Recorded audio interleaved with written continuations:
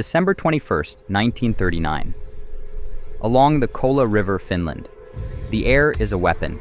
At -40 degrees Celsius, it attacks any exposed skin with a savagery that burns like fire.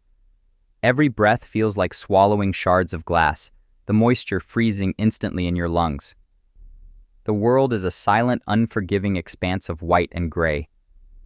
The pine and birch trees stand like skeletal sentinels, their branches so heavy with snow they bow in silent reverence to the cold. Nothing moves. Nothing dares. The silence is absolute, broken only by the faint whisper of wind through the frozen forest. But you are not alone out here. Look closer. There, near the crest of a gentle, snow-covered rise, a small mound seems unnatural. It's a slight disturbance in the otherwise pristine blanket of white. It is from this mound that a pair of eyes, clear and blue as the winter sky, scans the opposing ridgeline. They belong to a man who has become more a part of this landscape than a visitor to it. He is a ghost in this frozen hell. This is Corporal Simo Häyhä. He lies perfectly still, a small man of just 5'3", swallowed by his thick, multi-layered white camouflage. Unlike the Soviet invaders, his gear is purpose-built for this environment. It renders him virtually invisible. He has been here for hours, motionless, waiting. Patience is not a virtue for a hunter like Simo. It is a tool, as essential as the rifle cradled in his arms. In front of his face, he has carefully piled up a small rampart of snow. It's not just for cover. It's to conceal the muzzle flash of his rifle and, more importantly, to prevent the puff of snow that the blast would otherwise kick up, giving away his position. He has even placed a small piece of snow in his mouth. It's a simple, ingenious trick to cool his breath, ensuring the steam that every living man exhales doesn't betray him as a plume of white vapor in the frigid air. His weapon is not what you'd expect for a sniper of legendary repute. There is no gleaming, powerful telescopic sight. Instead, he peers down the simple, rugged iron sights of his Finnish Mosin Nagant variant, the Seiko M2830. To an outsider, it seems primitive. To Simo, it's a choice born of brutal pragmatism. Scopes fog over in this extreme cold. They frost up, becoming useless blocks of ice.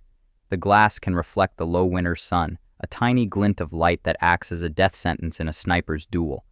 And raising your head to peer through a scope would expose you over your cover. Simo keeps his head low, a smaller target, a harder kill. He knows this rifle. It was his own, the one he used for hunting and winning marksmanship competitions before the war. He knows its every scratch, its every idiosyncrasy. In his hands, it is less a tool and more an extension of his will. His target is the Red Army.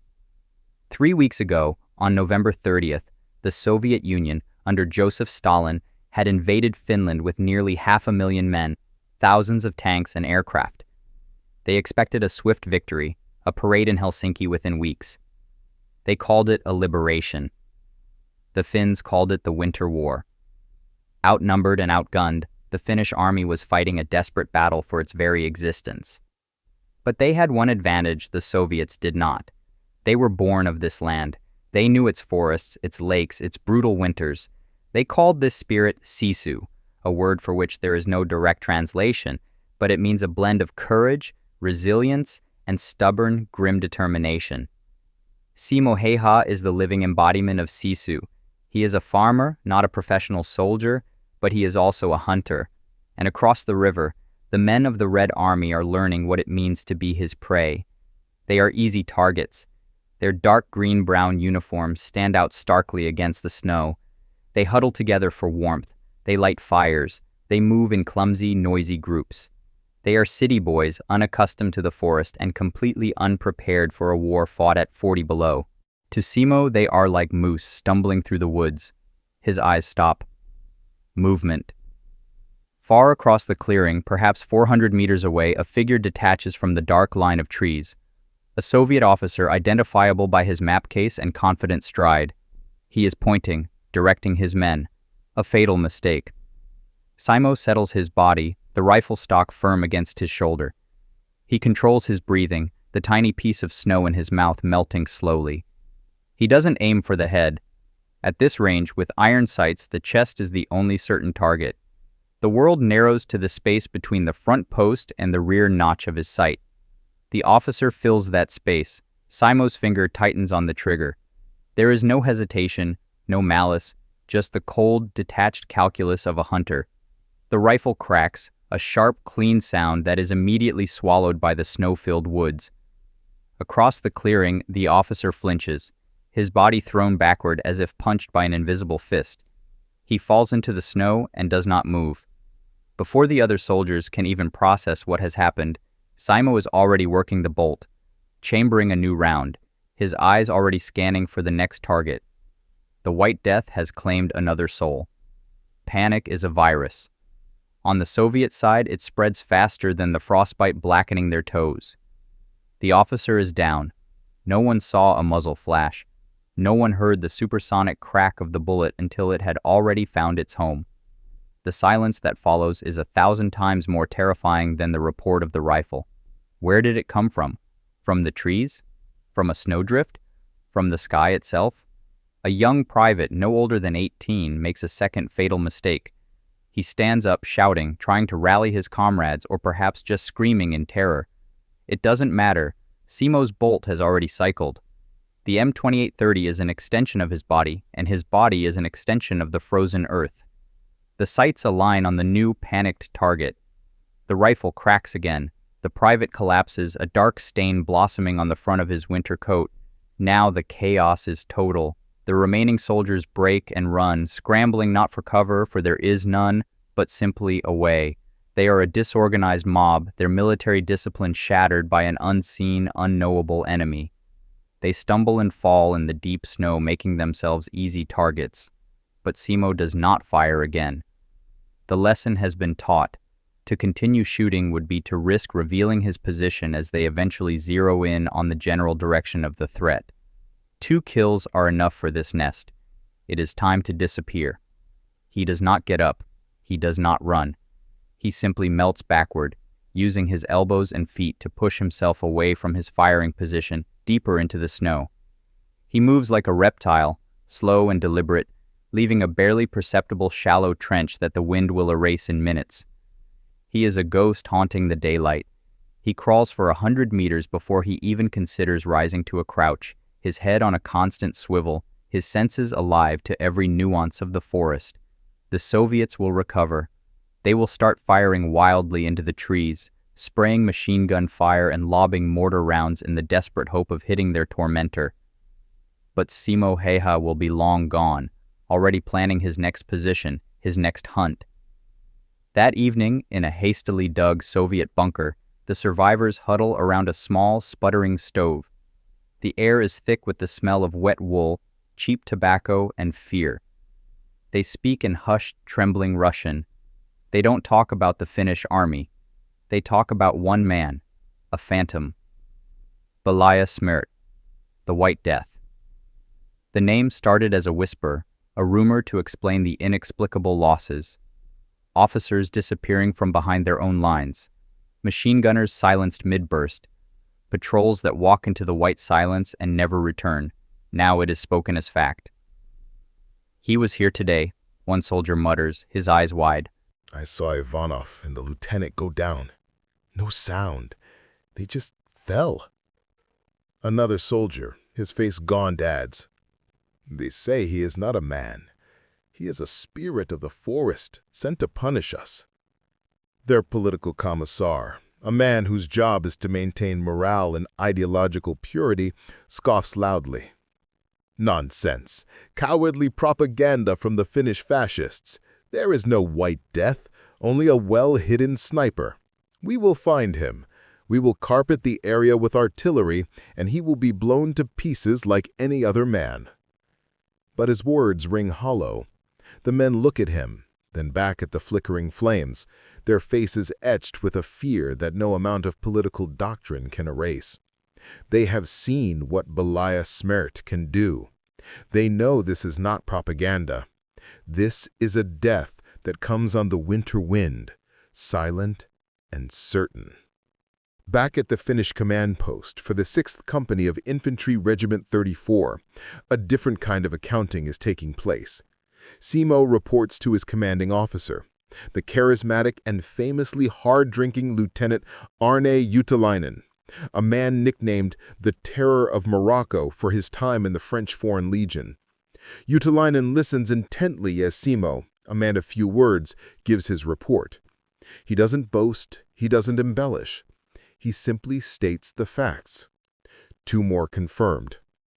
Juutalainen claps him on the shoulder, a wide grin on his face. Good work, Simo. Keep thinning the herd. The kills are noted. Simo himself keeps a simple tally in a small notebook. Each day is a new page. Today's entry is simple.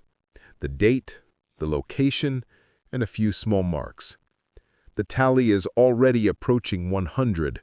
In just a few weeks of fighting, this quiet farmer has become his country's most effective weapon. As darkness falls completely over the Kalaa River, Simo cleans his rifle with meticulous care, eats his rations, and prepares for the next day. For the Soviets cowering in their trenches, the coming of night offers no relief, only a temporary pause. The war has dragged on for over 3 months. The snow is beginning to soften at the edges, a hint of a distant, unthinkable spring. The Kola River still holds, a testament to the sheer bloody-mindedness of the Finnish defenders. The phrase, Kola kestä, Kola holds, has become a national rallying cry, and Simo Häyhä is still at his post. His official tally of rifle kills now stands at an astonishing 505. He has also been credited with over 200 kills using a Suomi KP-31 submachine gun, a weapon he uses when the fighting gets too close for a bolt-action rifle, proving his lethality at any range. He is a national hero, a living legend whispered about on both sides of the front. But 100 days of constant, high-stakes combat have taken their toll. The physical and mental strain is immense. He is thinner, his face weathered by the relentless cold, but his eyes remain as sharp and focused as ever. The Soviets, having failed with snipers, patrols, and artillery, have launched a massive new offensive. They are throwing everything they have at the Kola line, hoping to finally overwhelm the exhausted Finns through sheer numbers. The fighting is desperate and chaotic. The front line is no longer a clear demarcation, but a series of interlocking pockets and contested no-man's lands. On this morning, Simo is with a small group of fellow soldiers, pushing back against a Soviet probe. The fighting is close and brutal. The crack of his Mosin Nagant is joined by the chatter of submachine guns and the thud of grenades. He is in his element, moving from cover to cover, firing with the same chilling efficiency that has defined his war. He takes cover behind a small rise, scanning the enemy positions. He has been in this exact situation hundreds of times. He identifies a target, settles his rifle, and prepares to fire. But this time something is different. He does not know it, but across the churned, cratered snow, a Red Army soldier has gotten lucky. This soldier isn't a sniper. He isn't part of a special team. He is just a common infantryman firing his own Mosin Nagant wildly in the direction of the Finnish line. It is a shot fired in desperation, a prayer sent into the maelstrom. And in a 1 in a million chance, that prayer is answered. On March 13, 1940, the Moscow Peace Treaty was signed. Finland, though it had inflicted staggering and humiliating losses on the Red Army, losing around 25,000 men to the Soviets' estimated 500,000, was forced to cede 11% of its territory. The tiny nation had preserved its independence, a victory in itself, but the cost was high. While the nation celebrated its hard-won survival, Simo Häyhä was fighting a different kind of war, a silent battle waged from a hospital bed. He woke up on the day the treaty was signed. He had been in a coma for a week, drifting in a black, painless void. His first sensation was a dull, immense pressure in his head. He tried to speak, but no sound came out. His entire lower face was swathed in bandages. When he was finally shown a mirror, he saw a stranger. The left side of his face was a concave ruin. his jaw wired shut, his cheek gone. The explosive bullet had done its work. The quiet, unassuming farmer was now marked forever by the war he had so dominated.